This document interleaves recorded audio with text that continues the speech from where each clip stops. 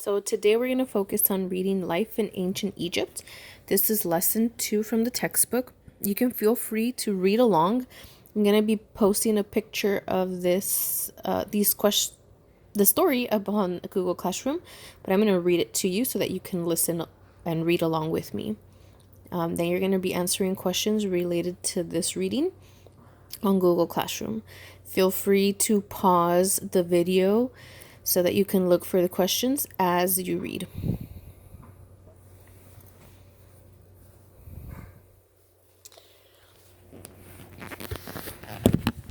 So, life in ancient Egypt.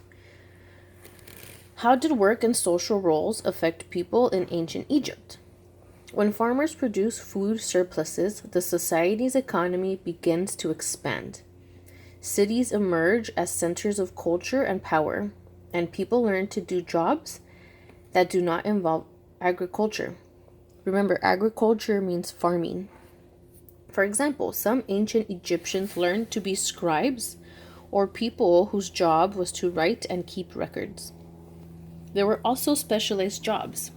As the Egyptian civilization grew more complex, people took on jobs other than that of a farmer or a scribe. Some skilled artisans erected stone or brick houses and temples. Other artisans made pottery, incense, mats, furniture, linen clothing, sandals, or jewelry. A few Egyptians traveled to the Upper Nile to trade with other Africans. These traders took Egyptian products such as scrolls, linen, jewelry, and gold. They brought back exotic woods, animal skins, and even live beasts. Rulers and priests. As Egypt grew, so did its need to organize. Egyptians created a government that divided the empire into 42 provinces.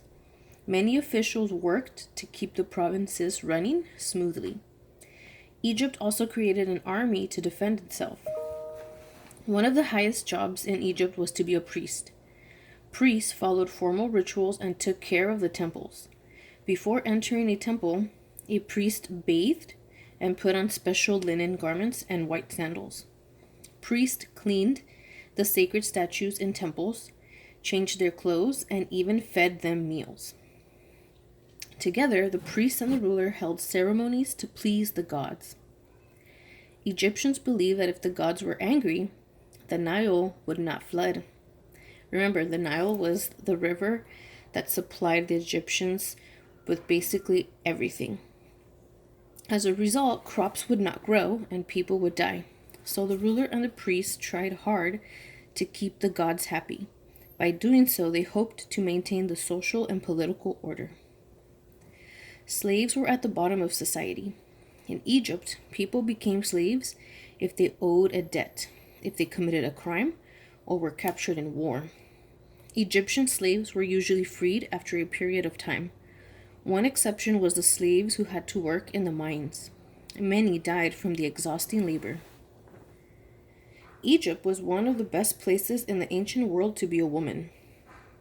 Unlike other ancient African cultures, in Egyptian society, men and women had fairly equal rights. For example, they could both own and manage their own property.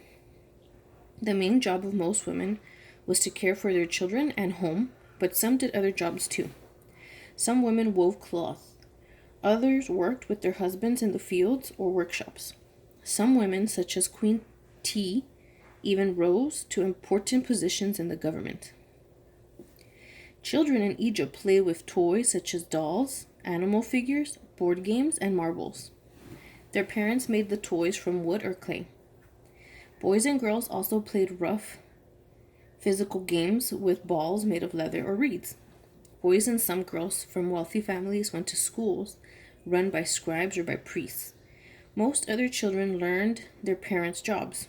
Almost all Egyptians married when they were in their early teens.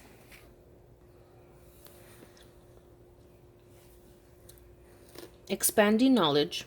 How did learning advance in ancient Egypt? As in many ancient societies, much of the knowledge of Egypt came about as priests studied the world to find ways to please the gods. Other advances came about because of practical discoveries. Astronomy. Egyptian priests studied the sky as part of their religion. About 5,000 years ago, they noticed that a star, now called Sirius, appeared shortly before the Nile began to flood. The star returned to the same position in 365 days. Based on that, Egyptians developed the first practical calendar. Geometry. The Egyptians developed some of the first geometry. Each year, the Nile's floods washed away land boundaries. To restore property lines, surveyors measured the land by using ropes that were knotted at regular intervals. Geometric shapes such as squares and triangles were sacred to Egyptians. Architects used them in the design of royal temples and monuments. Medicine. Egyptian doctors often prepared dead bodies for burial, so they knew the parts of the body. That knowledge helped them perform some of the world's first surgery. Some doctors specialized in using medicines made out of herbs. Egyptian medicine was far from perfect. Doctors believed that the heart controlled thought and the brain circulated blood, which is the opposite of what is now known. Some Egyptian treatments would raise eyebrows today. One cure for an upset stomach was to eat a hog's tooth crushed inside sugar cakes. Hieroglyphics. Beginning about 3000 BC, Egyptians developed a writing system using hieroglyphics. Hieroglyphs are pictures that stand for different words or symbols. Early Egyptians created a hieroglyphic system with about 700 characters. Over time, the system grew to include more than 6,000 symbols. The Egyptians also developed a paper-like material called papyrus from a reed of the same name. Egyptians cut the stems into strips, pressed them, and dried them into sheets that could be rolled into scrolls. Papyrus scrolls were light and easy to carry. With them, Egyptians created some of the first books.